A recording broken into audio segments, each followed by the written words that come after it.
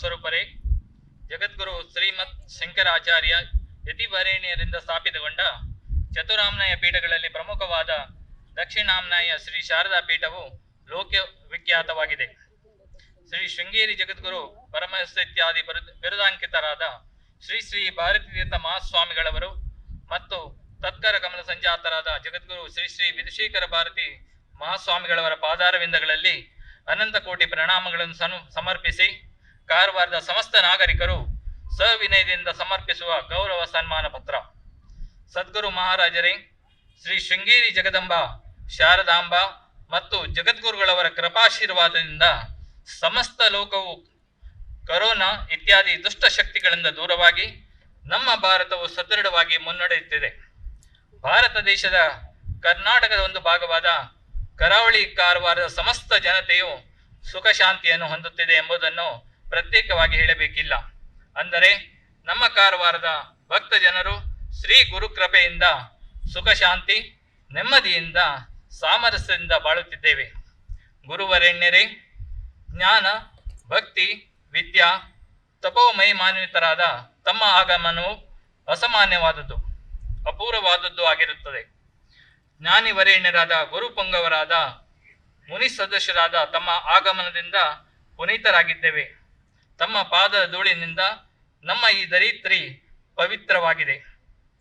ವೇದಾಂತ ತತ್ವಜ್ಞರಾದ ಗುರುವರೇಣ್ಯರೇ, ಕಾರವಾರದ ಜನತೆಗೆ ಶ್ರೀಮಠದ ಸಂಬಂಧ ಇಂದು ನಿನ್ನೆಯದಲ್ಲ. ಅನೇಕ ವರ್ಷಗಳಿಂದ ಗುರು ಶಿಷ್ಯರ ಸಂಬಂಧ ಮುಂದುವರೆದಿದೆ. ನಮ್ಮ ಕಾರವಾರದ ಸದ್ಭಕ್ತರು ಒಂದುಗೂಡಿ ಪವಿತ್ರ ಶೃಂಗೇರಿ ಕ್ಷೇತ್ರಕ್ಕೆ ತೆರಳಿ ಶ್ರೀ ಶಾರದಾಮ್ಮನವರನ್ನು ಮತ್ತು ಜಗದ್ಗುರುಗಳವರನ್ನು ವರ್ಷದಲ್ಲಿ ಅನೇಕ ಬಾರಿ ದರ್ಶನವನ್ನು ಪಡೆದು ತಮ್ಮ ಮನೋರಥವನ್ನು ಪೂರೈಸಿಕೊಂಡು ಕೃತಾರ್ಥರಾಗುತ್ತಿದ್ದಾರೆ. ಕರುಣಾಮಯರಾದ ಶೃಂಗೇರಿ ಜಗದ್ಗುರುಗಳವರು ನಮ್ಮೆಲ್ಲರ ಪುಣ್ಯ ಫಲವು ಎಂಬಂತೆ ಕಾಲಕಾಲಕ್ಕೆ ಇಲ್ಲಿಗೆ ಚಿತ್ತೈಸಿ ಸಮಸ್ತ ಆಸ್ತಿಕ ಬಂದವರನ್ನು ತಮ್ಮ ದರ್ಶನದಿಂದ ಮತ್ತು ಪ್ರವಚನಾಮೃತದಿಂದ ನಮ್ಮೆಲ್ಲರನ್ನು ಶ್ರೇಯೋಭಾಜನನ್ನಾಗಿ ಮಾಡಿರುವಿರಿ. ಇದು ನಮ್ಮೆಲ್ಲರ ಅಹೋಭಾಗ್ಯವಾಗಿದೆ. ಶೃಂಗೇರಿ ಜಗದ್ಗುರುಗಳವರ ಪಾದದ ಧೂಳು ನಮ್ಮೆಲ್ಲರ ಶಿರಸ್ಸನ್ನು ಸೋಂಕಿ ನಮ್ಮನ್ನು ಪುನೀತರಾಗಿಸಲೆಂಬುದು ನಮ್ಮೆಲ್ಲರ ಹೆಬ್ಬಯಕೆಯಾಗಿದೆ. ವೇದಶಾಸ್ತ್ರ ಪಾರಂಗತರಾದ ಗುರುವರಿಯರೇ, ತಮ್ಮ ಚರಣ ಕಮನಗಳಲ್ಲಿ ಪುನಃ ಪುನಃ ನಮಸ್ಕರಿಸುತ್ತಾ ಪ್ರಾರ್ಥಿಸುವುದೇನೆಂದರೆ, ಲೋಕ ಸಮಸ್ತ ಸುಖಿನೋ ಭವಂತು ಎಂಬ ಉಕ್ತಿಯಂತೆ ಜಗತ್ತಿಗೆ ಕಲ್ಯಾಣವಾಗಲಿ, ನಮ್ಮ ಭಾರತ ದೇಶ ಇನ್ನೂ ಹೆಚ್ಚಿನ ರೀತಿಯಲ್ಲಿ ಅಭಿವೃದ್ಧಿ ಹೊಂದಲಿ, ನಮ್ಮ ಕಾರವಾರದ ಸಮಸ್ತ ನಾಗರಿಕರಿಗೂ ಸಮೃದ್ಧಿ ಸದ್ಭಕ್ತಿ ಸನ್ಮಂಗಳ ಉಂಟಾಗಲೆಂದು ಮನದುಂಬಿ ಆಶೀರ್ವದಿಸಬೇಕೆಂದು ಭಕ್ತಿ ಶ್ರದ್ಧೆಯಿಂದ ಬೇಡಿಕೊಳ್ಳುತ್ತವೆ. ಶ್ರೀ ಚರಣಾರವಿಂದಗಳಲ್ಲಿ ಸಾಷ್ಟಾಂಗವೆರಗುತ್ತಾ ಆಶೀರ್ವಾದ ಬೇಡುವ ಸಮಸ್ತ ಕಾರವಾರದ ಭಕ್ತ ಮಹಾಜನರು. ಸ್ಥಳ ಕಾರವಾರ, ದಿನಾಂಕ 4/5/2023.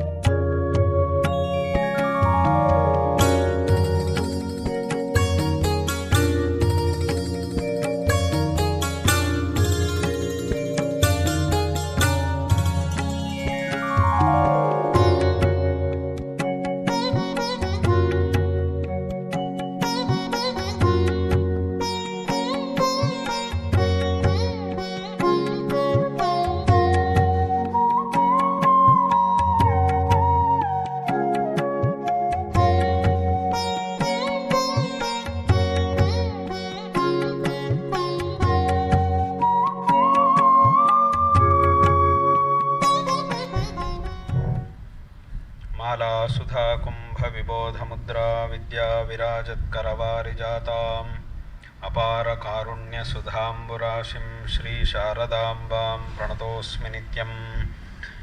श्रीमते शंकरार्याय धीमते अद्भुतशक्तये नमोस्त्वद्वैत सिद्धांत स्थापनोपात्तमूर्तये।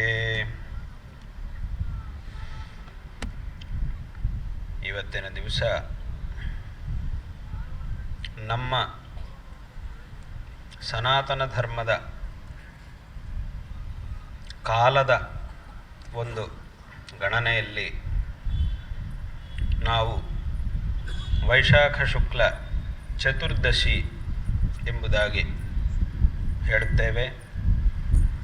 ಈ ವೈಶಾಖ ಶುಕ್ಲ ಚತುರ್ದಶಿ ಎಂಬುದು ಯಾವುದಕ್ಕೆ ಪ್ರಸಿದ್ಧ, ಯಾವ ವಿಷಯದಲ್ಲಿ ಈ ಚತುರ್ದಶಿ ದಿವಸ ಎಂಬುದು ಪ್ರಸಿದ್ಧ ಅಂತ ಕೇಳಿದರೆ,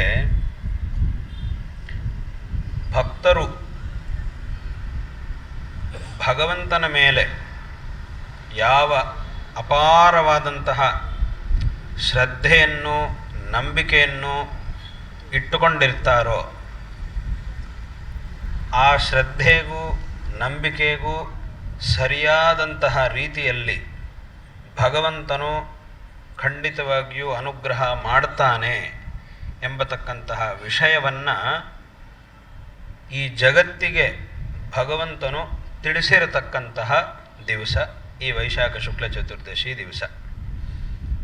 ಇದರ ಬಗ್ಗೆ ಭಾಗವತ ಪುರಾಣದಲ್ಲೇ ಒಂದು ಮಾತನ್ನು ಹೇಳ್ತಾರೆ. ಸತ್ಯಂ ವಿಧಾತುಂ ನಿಜಭೃತ್ಯ ಭಾಷಿತಂ ವ್ಯಾಪ್ತಿಂಚ ಭೂತೇಷ್ವಖಿಲೇಷು ಚಾತ್ಮನಃ ಅದೃಶ್ಯತ ಅತ್ಯದ್ಭುತ ರೂಪಮುದ್ವಹನ್ ಸ್ತಂಭೆ ಸಭಾಯಾಂ ನ ಮೃಗನ್ ನ ಮಾನುಷಂ ಅಂತ. ಇದು ಭಾಗವತದಲ್ಲಿರ್ತಕ್ಕಂತಹ ಒಂದು ಶ್ಲೋಕ. ಎಲ್ಲಿ ಇದು ಯಾವ ಸಂದರ್ಭ, ಯಾರಿಗೆ ಭಗವಂತ ತನ್ನ ಒಂದು ಅನುಗ್ರಹವನ್ನು ಮಾಡಿದ್ದು ಅಂತ ಕೇಳಿದರೆ, ಶ್ರೀಮದ್ ಭಾಗವತದಲ್ಲಿ ಭಗವಂತನ ಅನೇಕ ಅವತಾರಗಳ ಬಗ್ಗೆ ಹೇಳುವಾಗ ವಿಶೇಷವಾಗಿ ಭಗವಂತನ ಅವತಾರಗಳಲ್ಲಿ, ದಶಾವತಾರಗಳಲ್ಲಿ ಅದ್ಭುತವಾದಂತಹ ಒಂದು ಅವತಾರ ನರಸಿಂಹನ ಅವತಾರ.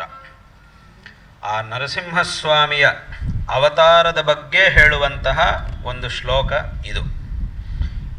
ನರಸಿಂಹಸ್ವಾಮಿ ಅಂತ ಹೇಳಿದ ತಕ್ಷಣ ನಮಗೆಲ್ಲರಿಗೂ ಗೊತ್ತಿದೆ, ಪ್ರಹ್ಲಾದನಿಗಾಗಿ ನರಸಿಂಹಸ್ವಾಮಿ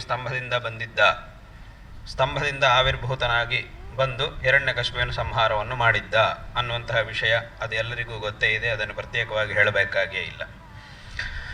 ಆ ಸ್ತಂಭದಿಂದ ಭಗವಂತ ಯಾಕೆ ಬಂದಿದ್ದ ಅನ್ನುವಂತಹ ವಿಷಯದ ಬಗ್ಗೆ ಹೇಳುವಾಗ ಅಲ್ಲಿ ಎರಡು ಮಾತುಗಳನ್ನು ವೇದವ್ಯಾಸ ಮಹರ್ಷಿಗಳು ಹೇಳಿದ್ದಾರೆ. ಒಂದು, ಸತ್ಯಂ ವಿಧಾತುಂ ನಿಜಭೃತ್ಯ ಭಾಷಿತಂ. ನಿಜ ಅಂದರೆ ತನ್ನ ಅಂತ ಅರ್ಥ. ತನ್ನ ಭೃತ್ಯ ಅಂತಂದರೆ ಭಕ್ತ ಅಂತ ಅರ್ಥ. ತನ್ನ ಸೇವಕ. ಭೃತ್ಯ ಅಂತಂದರೆ ಸೇವಕರು ಅಂತ ಅರ್ಥ. ಭಗವಂತನ ಸೇವಕರು ಅಂತಂದರೆ ಭಗವಂತನ ಭಕ್ತರು ಅಂತ ಅರ್ಥ.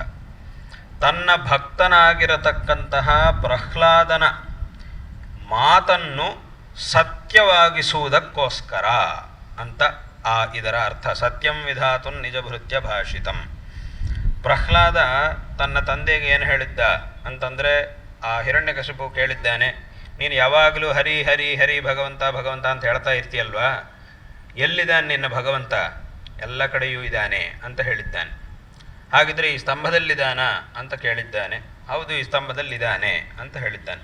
ಆಗ ಆ ಸ್ತಂಭವನ್ನು ಒಡೆದಾಗ ಅದರಿಂದ ನರಸಿಂಹಸ್ವಾಮಿ ಬಂದ. ವಾಸ್ತವವಾಗಿ ನರಸಿಂಹಸ್ವಾಮಿ ಭಗವಂತ ಬಂದು ಇವನ ಸಂಹಾರವನ್ನು ಮಾಡಬೇಕು ಅಂತಂದರೆ ಆ ಚಿಕ್ಕದಾಗಿರತಕ್ಕಂತಹ ಆ ಸ್ತಂಭದ ಒಳಗಿಂದಲೇ ಬರಬೇಕು ಅಂತೇನಿಲ್ಲ. ಹಾಗೇ ಬಂದು ಅವನ ಸಂಹಾರ ಮಾಡ್ಬೋದು. ಆದರೆ ತನ್ನ ಭಕ್ತ ನಂಬಿಕೆಯನ್ನಿಟ್ಟುಕೊಂಡಿದ್ದಾನೆ. ಏನಂತಂದರೆ ಆ ಸ್ತಂಭದಲ್ಲಿದ್ದಾನೆ ಅಂತ ತನ್ನ ಭಕ್ತ ಹೇಳಿದ್ದಾನೆ. ಅವನು ಅತ್ಯಂತ ನಂಬಿಕೆಯಿಂದ, ಮನಸ್ಸಿನೊಳಗೆ ಯಾವ ಸಂದೇಹವೂ ಇಲ್ಲದೆ, ಯಾವ ಸಂಶಯವೂ ಇಲ್ಲದೆ ಮನಸ್ಸಿನಲ್ಲಿ ನಿಸ್ಸಂಶಯವಾಗಿ ಹೇಳಿದ್ದ, ಇದರಿಂದ ಇಲ್ಲಿ ನನ್ನ ದೇವರು ಇದ್ದಾನೆ ಎಂಬುದಾಗಿ ಹೇಳಿದ್ದಾನೆ. ಆ ಒಂದು ಮಾತನ್ನು ಸತ್ಯವಾಗಿಸಲು ಭಗವಂತ ಅಲ್ಲಿಂದ ಹೊರಗೆ ಬಂದಿದ್ದಾನೆ ಅಂತ ಆ ಮಾತಿನ ಅರ್ಥ. ಅದೇ ರೀತಿಯಾಗಿ ಇನ್ನೂ ಒಂದು ವಿಷಯ ಇದೆ. ವ್ಯಾಪ್ತಿಂಚ ಭೂತೇಷ್ವಖಿಲೇಷು ಚಾತ್ಮನಃ ಅಂತ.